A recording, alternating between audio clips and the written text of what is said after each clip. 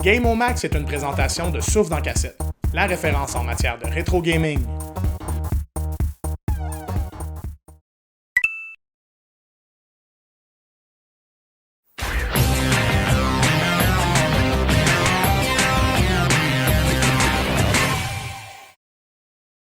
Salut tout le monde! Oh my god, c'est le mois de mars! Vous savez ce que ça veut dire, ça? Hein? C'est le mois de ma fête!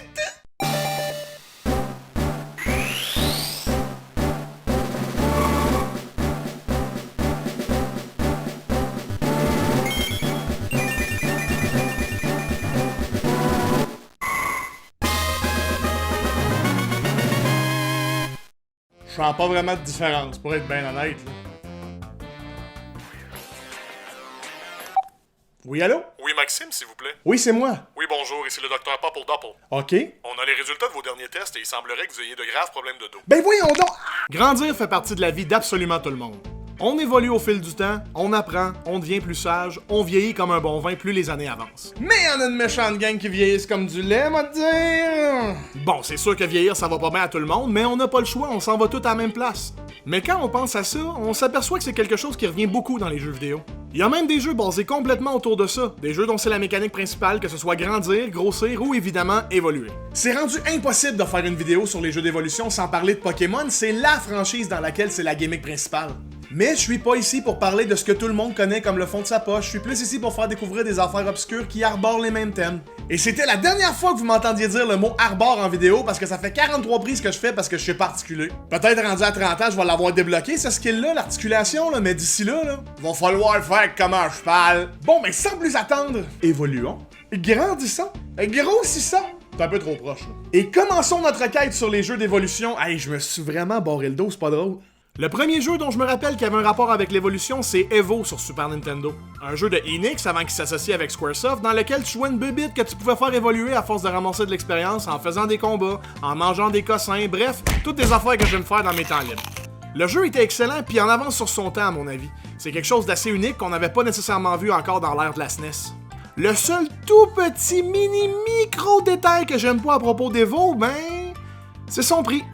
Une copie d'Evo lousse, là, c'est-à-dire cassette seulement, là, pas vieille copie slack avec les pins qui flottent au vent, là, ça vaut environ 200 à 250 piastres en ce moment. Et je fais partie de ceux qui pensent qu'il n'y a pas un jeu sur la planète qui vaut ce prix-là, même si c'est super bon. Donc, j'ai malheureusement pas ça dans ma collection.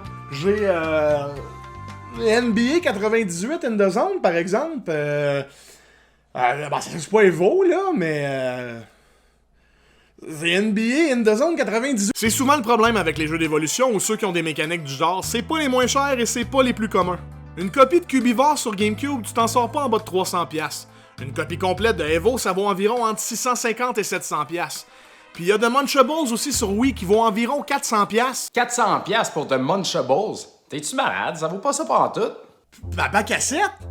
Pis certain que ça vaut ce prix-là, c'est ça que j'ai payé. Chris, non. Mais Chris, oui. Chris, non. Et Chris, oui. Chris, non. Et Chris, oui. Pis à part de ça, qu'est-ce que tu connais là-dedans, les jeux vidéo pis l'évolution, là?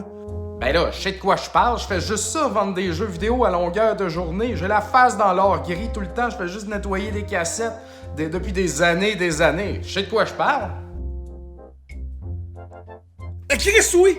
Et Chris, non. Bon, ben apparemment, la seule fois où je décide d'acheter quelque chose à un prix de fou, je me fais avoir. Bon, c'est sûr que c'est super bon, là, mais avoir su que ça valait pas 400$, j'aurais acheté d'autres choses avec cet argent-là, là, comme, je sais pas, 85 autres copies de Wii Play. The Munchables sur Wii, c'est un peu comme si Evo et Katamari Damacy avaient couché ensemble, pis ça a donné ça. Et oui, c'est comme ça qu'on fait des bébés. Le jeu se passe sur la planète Starving, là où habitent les Munchables, qui sont des petites créatures qui font juste manger tout ce qu'ils peuvent et chier des boules arc-en-ciel toute la journée. La job de rêve, tu sais. Mais un beau jour, des soucoupes volantes débarquent et la planète se fait envahir par des pirates légumes. Ou des élguments selon la traduction de marde en arrière de la boîte. Faut vraiment que j'ouvre une parenthèse là-dessus 2 secondes puis que j'explique pourquoi je pense que c'est comme ça. Ce que je pense qui est arrivé, c'est que quelqu'un a juste choisi une police d'écriture qui contenait pas d'accent aigu puis qui a accordé légumes comme un verbe au pluriel puis pas personne n'a pensé à double-check avant d'imprimer. Ou c'est peut-être vraiment juste des élguments en français, hein? Je suis jamais allé en France puis peut-être que là-bas au Subway, ils te demandent quel élgument tu veux dans ton sous-marin avant de le noyer dans le maillot. Le but du jeu est simple, on mange pour augmenter son niveau, plus le niveau est haut, plus les affaires qu'on peut manger sont grosses. C'est possible d'attaquer les ennemis qui sont trop gros pour les diviser en plusieurs morceaux puis les manger aussi. Chaque niveau a un objectif précis à atteindre, souvent c'est un objet à manger, puis on se bourre, on grossit, on évolue niveau après niveau jusqu'à ce qu'on atteigne un boss. Ça a été une belle découverte pour moi, puis malgré que ça commence à gagner en popularité, il est encore dans les jeux peu connus sur Wii. C'est vraiment un must pour ceux qui collectionnent la Wii, puis le jeu est pas sans rappeler la franchise Katamari, et gardons ça, c'est là que je m'en vais! Hein, pas pire, pareil, hein, la transition, regarde celle-là. Ben voilà, au Japon! Ouais, c'est parce que c'est un peu laid, là. T'es un peu laid, là! Toi, t'es un peu laid!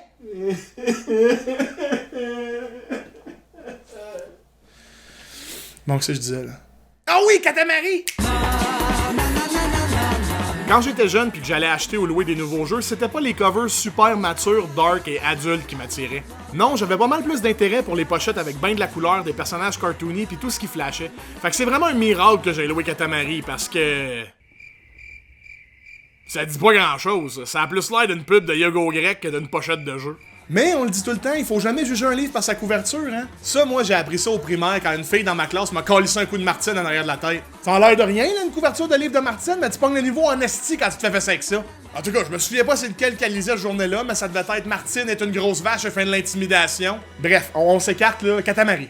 Katamari, c'est encore une des franchises les plus weird que j'ai joué dans toute ma vie. Puis je dis ça de façon positive, là, c'est juste une expérience. Il y en a eu plusieurs sur un paquet de plateformes, les deux premiers étant sur PS2, mais pour aujourd'hui, j'ai capturé mon gameplay sur la version Switch, qui est un remaster du premier jeu sur PS2. C'est plus des jeux aussi obscurs qu'avant, donc je m'attarderai pas dessus, mais la base est simple. Le roi du cosmos a fait disparaître toutes les étoiles et c'est ta job en tant que prince du cosmos de rouler toute la cochonnerie qu'on a sur la Terre pour refaire des étoiles. Je sais que ce que je viens de dire sonne comme un sketch de Denis de Relais, mais c'est pas le cas, c'est vraiment juste ça l'histoire du jeu. Dans chaque niveau, on a une limite de temps pour atteindre une certaine grosseur et former une nouvelle étoile. On commence très petit en ramassant des allumettes ou des tuiles de mahjong, puis plus tard, on ramasse les buildings puis les continents. C'est très simple comme concept, mais ce qui fait le charme de Katamari, c'est la thématique vraiment japonaise. La musique, tout ce qui flash autour, la culture, c'est dur de pas sourire quand tu joues à ça. Si j'avais à en choisir un parmi toute la gang, ça serait We Love Katamari sur PS2. Les niveaux sont vraiment uniques, les objectifs sont pas mal mieux que juste grossir, puis j'espère vraiment que le jeu va avoir le même traitement que le premier, c'est-à-dire un remaster sur Switch. Le prochain jeu sur ma liste, je vous le cacherai pas, c'est celui que j'avais le plus hâte de mentionner, parce que personne n'en parle jamais. C'est un peu comme le Grégory d'Anjou des jeux vidéo. Là, il y en a une méchante gang chez eux qui se disent « Ben là, c'est qui ça, Grégory d'Anjou? » Exactement.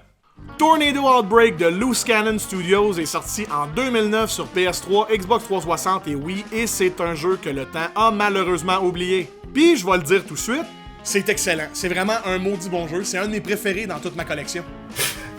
Mario Galaxy 2? Fuck that, esti! Le meilleur jeu, c'est clairement Tornado Outbreak. Je m'excuse! Le jeu fait encore beaucoup penser à Katamari dans la mesure où tu dois grossir et grandir pour être capable de détruire des objets plus imposants avec ta tornade. On incarne Zephyr, un guerrier des vents, qui se fait choisir par Captain Nimbus pour éliminer les Fire Flyers, des créatures de feu qui sont au service de Omegaton, un espèce de gros golem de lave en fusion. L'histoire, je vais être honnête, c'est assez moyen. C'est vraiment pas la force de ce jeu-là. C'est pas que c'est mauvais, c'est juste que c'est... Comme j'ai dit tout à l'heure, c'est un peu comme Katamari, tu ramasses des trucs avec ta tornade, agrossis, tu ramasses des plus gros trucs, etc. Et plus t'avances dans les niveaux, plus t'as des objectifs différents. Des fois c'est des courses, d'autres fois c'est de ramasser un certain nombre de Fireflyers, il y a plein de trucs variés à faire. La musique est juste excellente, ça commence bien simple avec une track de banjo souvent, et plus tu deviens gros, plus tu ressens l'orchestre venir accompagner le banjo pour créer une tune digne des films catastrophes. Pis le plus beau avec ce jeu-là, c'est que tu t'en sors en bas de 10$ pour une copie. C'est pas comme Cubivore ou Evo où faut que tu prennes une deuxième hypothèque si tu veux y jouer. Là. Je le recommande fortement, c'est vraiment excellent, vous pouvez me citer là-dessus, Tornado Outbreak, c'est de la bombe. Bref. Les jeux d'évolution sont sûrement pas sur le point de disparaître, mais je m'attends pas à ce que ça clenche des grosses franchises comme Call of Duty ou Fortnite niveau vente. Là. C'est des jeux avec des mécaniques vraiment uniques et différentes, et moi, ma petite personne, là, c'est le genre de choses que je cherche quand je joue à des jeux. Je suis pas intéressé à jouer la même affaire 2000 fois, là. J'aime ça quand on arrive encore à me surprendre. Si on prend Pokémon, qui est pas mal la franchise la plus connue dans le genre, c'est encore au sommet de sa popularité aujourd'hui. Puis pour les autres jeux, c'est cool parce que c'est pas des concepts qui ont été surexploités puis ça tient encore la route des années plus tard. Tous les jeux que j'ai mentionnés aujourd'hui, je les conseille fortement, peu importe le prix. Puis je suis vraiment content d'avoir pu parler de ça aujourd'hui pour ma fête, malgré mon mal de dos, là. Fait que c'est tout, j'ai mentionné tout ce qu'il y avait. T'as pas parlé de Spore? Quoi? Ben oui, là, Spore sur PC. Connais pas ça, Pourquoi tu fais un clin d'œil? Spore, dude, sur PC. connaît vraiment pas ça. Oh, comment, dude, arrête, là, tu le sais. Dude, arrête, ça me tente pas d'en parler, c'est un asti de jeu de merde, décroche! Là, sacrément, là, lui, il commence à me taper ses nerfs. Mais merci, c'est tout!